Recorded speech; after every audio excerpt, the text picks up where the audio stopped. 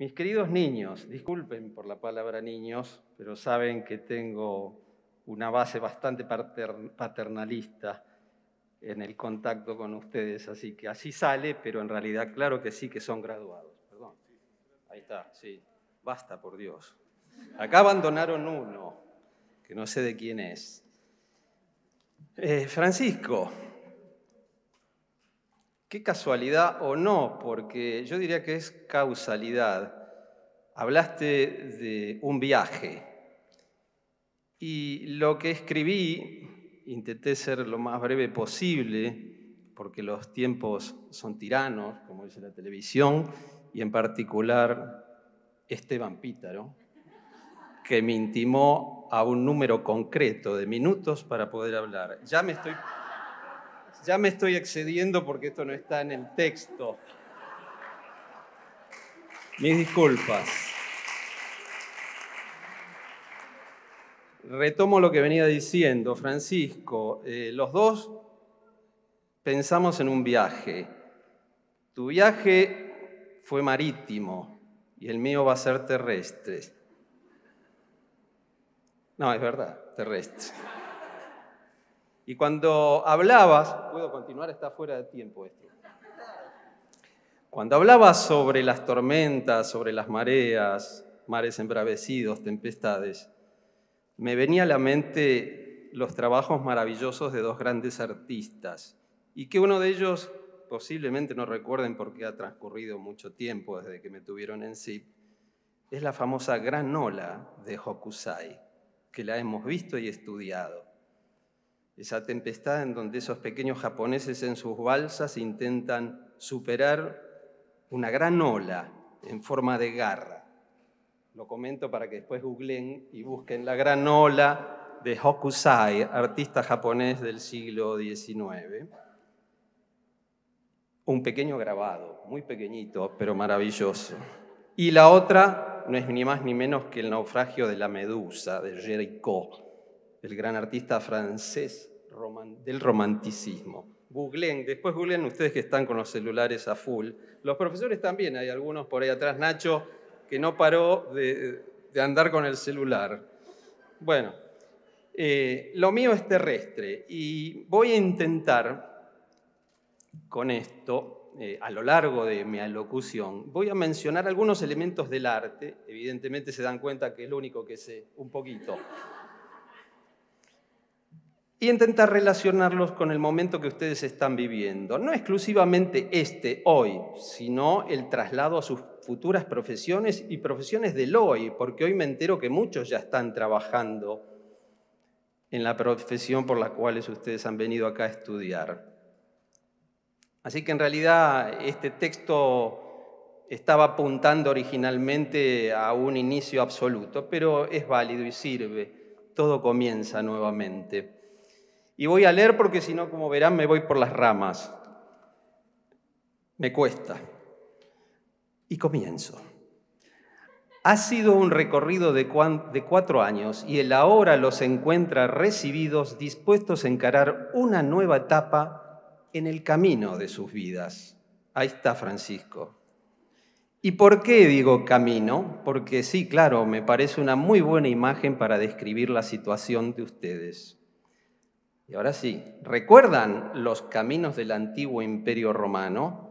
Aquellos caminos que se les llamaba vías, como por ejemplo la que hoy se puede transitar turísticamente, que es la vía Appia en Roma, una de las tantas, que estas vías, estos caminos surcaban todo el imperio, miles de kilómetros, siguen estando allí el testimonio de estos caminos.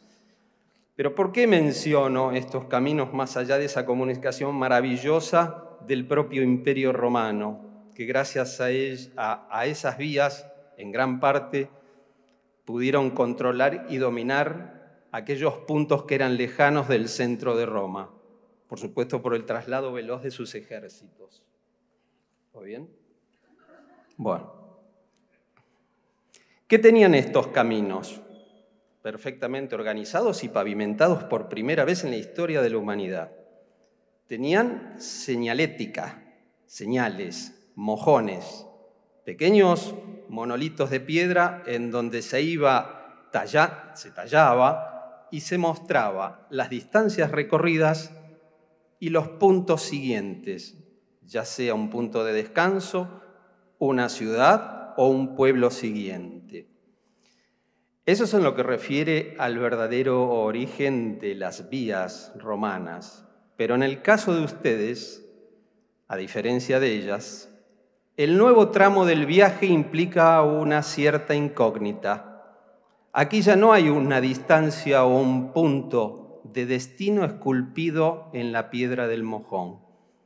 Es un monolito virgen en el que ustedes deberán esculpir el nuevo tramo del viaje de la vida y deberán transitarlo.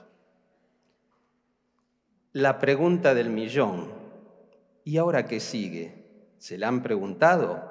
Ahora es un momento, es un doblar en una esquina. Es una pregunta existencial que se la formularon los seres humanos desde los albores de la antigüedad. ¿Quién soy? ¿Qué hago? ¿A dónde voy? Para dar una posible respuesta a esta eterna pregunta, permítanme realizar nuevamente un paralelismo con el arte, pero en todas sus expresiones: las bellas artes, la música, la literatura y el arte escénico. En ellas, siempre existe un inicio, una incógnita y una pregunta sobre la obra a realizar, similar con lo que les puede estar sucediendo dentro de sus mentes y corazones en este momento. Por ejemplo, para las bellas artes sería el lienzo en blanco, el bloque de piedra virgen o el pedazo de arcilla a modelar. Para la música sería el pentagrama en blanco, para que el músico comience a poner las primeras notas de alguna melodía.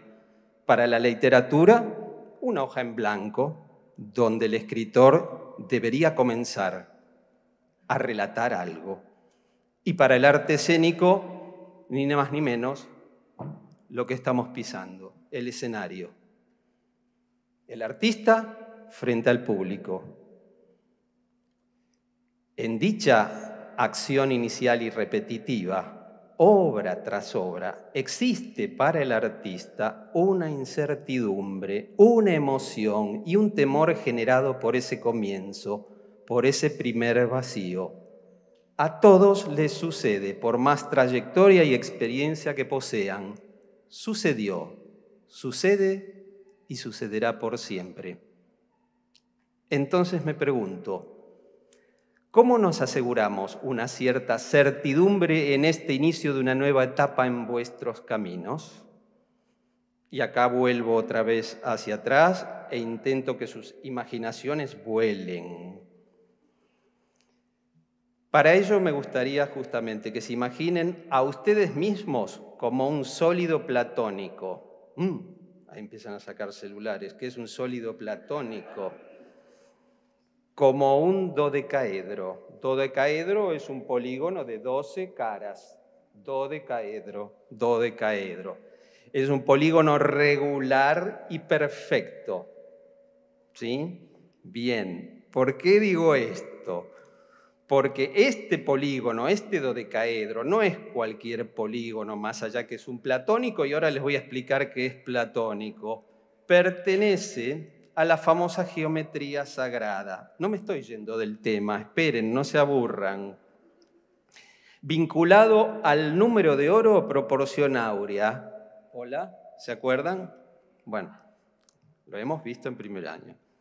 Y por el cual el gran Leonardo da Vinci estaba tan obsesionado.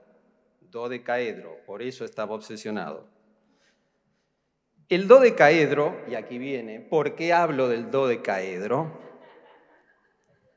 Según Platón, por eso es sólido platónico, por el filósofo griego Platón, le adjudica a este cuerpo geométrico convexo, es decir, todo exterior, podría ser cóncavo, estamos hablando de convexo por afuera, le adjudica a la representación del éter.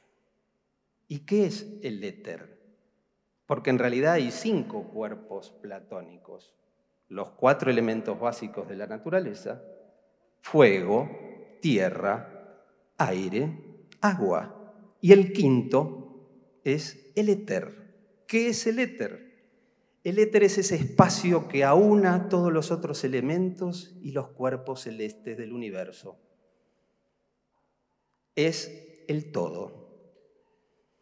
Entonces, ¿por qué hago esta referencia? Porque ustedes también son pequeños universos y pueden ser interpretados como un todo, es decir, como un dodecaedro.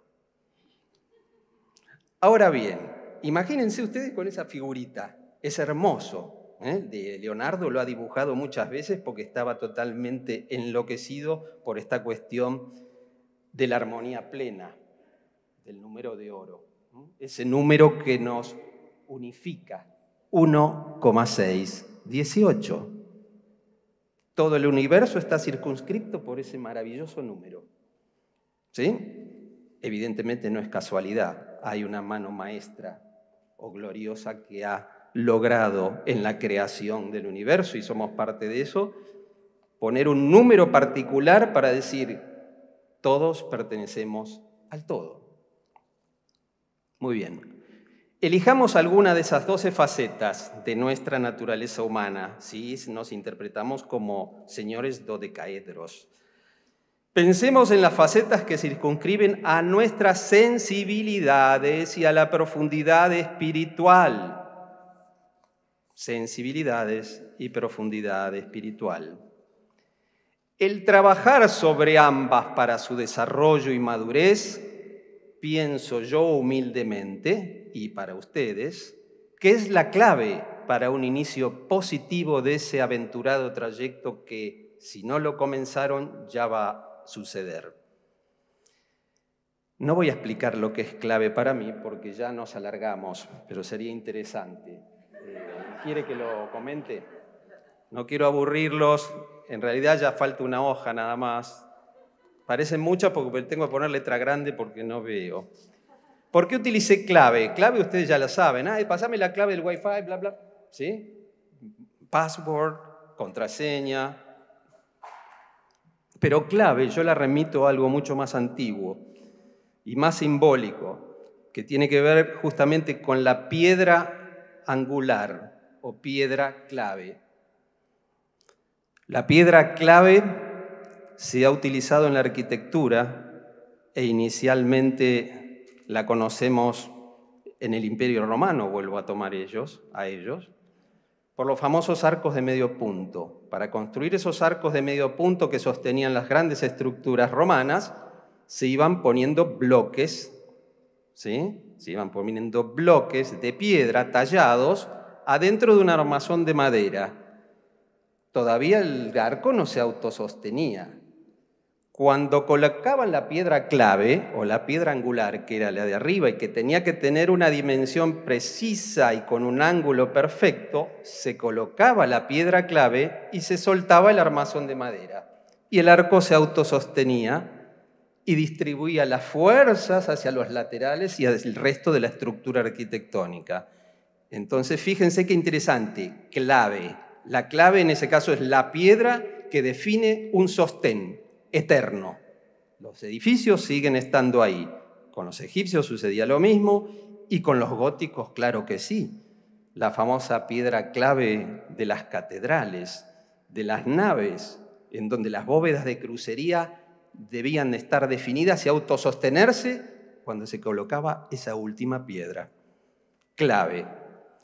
Bueno, gracias. No estaba esto en el texto, pero me parece que era interesante porque clave puede dispararse para cualquier otro lado, pero miren qué importante, es el sostén de toda una estructura, la clave. Bueno, ¿y en qué nos favorece indagar sobre nuestras sensibilidades y sobre nuestro espíritu? Nos va a ayudar seguramente a ser humanos, es decir, a ser más humanos, a reencontrarnos con nosotros mismos y con el prójimo. ¿Qué somos nosotros sin el espejo del otro que nos complete? La actualidad y su tecnología nos lleva a alejarnos de nosotros mismos, a pesar de estar vinculados por los famosos medios virtuales, internet, redes sociales y todo aquello que ustedes manejan a la perfección. Pero nos alejamos de la cercanía física y espiritual. Sin darnos cuenta, todo se hace más rápido, pero también más superficial.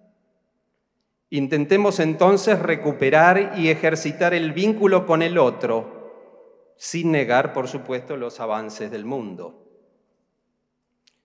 ¿Y qué cualidades de estas facetas del poliedro platónico debemos cultivar para avanzar positivamente por el camino de la vida, Francisco? Marino o terrestre, es lo mismo, fantásticamente expresado por Francisco. Paso a enumerarlas, algunas que es las que yo considero. Pueden haber muchas más o pueden estar en desacuerdo. Saben que esto está escrito para ustedes, exclusivamente y desde el corazón. Y por supuesto que me puedo equivocar, pero es mi punto de vista y mi experiencia de vida, simplemente. Primero, desarrollar la cosmovisión, es decir, tener un panorama amplio del propio mundo, concientizarlo. Para ello debemos ingresar siempre en un plano contemplativo de las cosas y amplificar nuestro sentido de observación. Como decía el gran físico inglés Isaac Newton, ley de gravedad. El verdadero conocimiento no se encuentra en los libros, sino en la observación. Cuidado, con esto no quiero decir que no haya que estudiar de los libros. Por supuesto que no, tampoco lo decía Newton. Simplemente lo que él estaba reinterpretando es que habla del verdadero conocimiento, una escala por encima de los libros. Él también estudió de los libros para después ser el gran Isaac Newton, físico que hasta el día de hoy es considerado como una de las grandes eminencias, gracias a su observación. ¿Qué es la observación de Newton? ¿Se acuerdan la manzanita que caía del árbol? Eso observó Newton. Sobre eso trabajó la ley de gravedad. Más allá de los libros y de la teoría matemática que tenía, fue observación. Segunda cualidad, conservar la capacidad de asombro para no dejar de sorprendernos ante la propia naturaleza de las cosas y los pequeños detalles de la vida, como hacen los niños. Perdón que se quedó pegada. Tercera, cultivar la humildad, porque cuanto más sabemos y descubrimos, más nos damos cuenta de lo poco que sabemos. En consecuencia, si somos conscientes de esto, estaremos siempre ávidos del saber y no nos conformaremos solo con lo aprendido, que nos sitúa este aprendizaje en una zona de confort y de aparente dominio del conocimiento. Cuarta y última, ya voy terminando, apasionarse con lo que hacemos, porque la pasión es el indicio más claro que lo que realizamos nos satisface y en consecuencia puede ayudar a alcanzar un estado de felicidad. Felicidad. ¿Y qué significa ser felices o la felicidad? Sabemos por definición y por sensaciones que es el estado de armonía ideal que todo ser humano anhela alcanzar en el transcurso de su vida. Muchas veces parece algo inalcanzable, y sí lo es, pero podría no serlo si, por ejemplo, hiciésemos caso a un simple pensamiento escrito por el gran escultor francés del siglo XIX, Auguste, como quieren llamarlo, o Rodin. Después lo googlean. Y decía lo siguiente: el mundo solo será feliz cuando todos los hombres tengan almas de artistas, es decir, cuando todos sientan el placer de su labor. Creo que se podría comenzar con esto para acercarnos en parte a la felicidad deseada. El tránsito por sus caminos de vida se construye diariamente, día por día. La construcción del futuro es el hoy. Y por último, ahora sí, mis queridos graduados, a modo de reflexión, me gustaría compartir con ustedes un pequeño fragmento de una poesía del escritor argentino Leopoldo Marechal, que dice lo siguiente: no vaciles jamás en la defensa, enunciación o elogio de la verdad, del bien y de la belleza.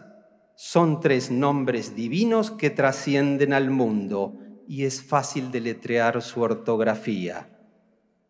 No los traiciones nunca, aunque te hagan polvo. Nada más. Muchas gracias.